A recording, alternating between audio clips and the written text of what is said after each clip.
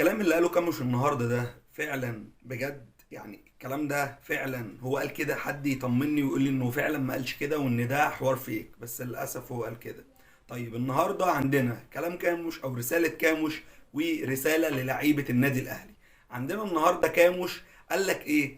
قال لك ان الوضع هنا في النادي الاهلي غير الفرقه بتاعته التانية اللي كان فيها. قال لك ان الفرقه القديمه كانت كل اللعيبه عايزه تروح مكان افضل وعايزه تعمل كل حاجه وعندها روح وعندها دم. هنا اللعيبه في النادي الاهلي مش مضطره ان هي تعمل الواجب الدفاعي، ومش مضطره حتى ان هو يجري 10 متر عشان يعمل الواجب الدفاعي. فالتصريحات دي بالنسبه لي كارثه. ومش كده وبس، ده كمل وقال لك ان اللعيبه بتاعت النادي الاهلي لعبت مع النادي الاهلي ومنتخب مصر في ليفلات عاليه، فتقريبا حصل لهم حاله من التشبع.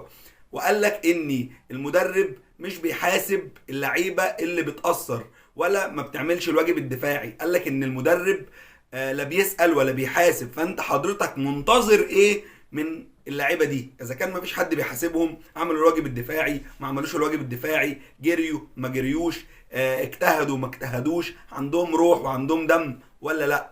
فقال لك ان كل ده هو اول مره يشوفه في فرقه بحجم النادي الاهلي، ان مفيش حد بيجري ولا حد بيلعب ولا حد بيعمل اي حاجه.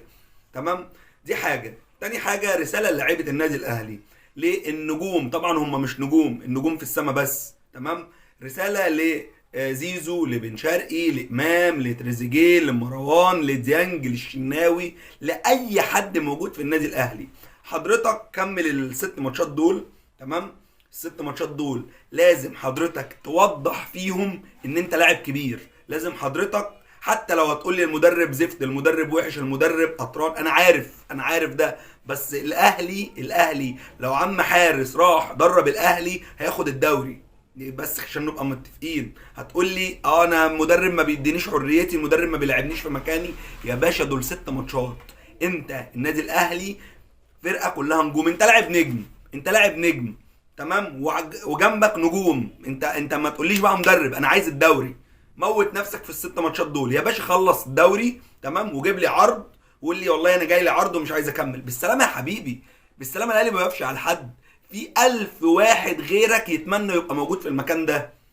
فانتوا يعني حسسونا بقى بشويه دم، استرجلوا شويه، عرفوا، حسوا واعرفوا قيمه التيشيرت اللي بتلعبوا علشانه. اتمنى الماتش الجاي اشوف اداء متغير شويه عن القرف ان الواحد شافه. ما تنساش اللايك والاشتراك وتفعل زر الجرس عشان يوصلك كل جديد.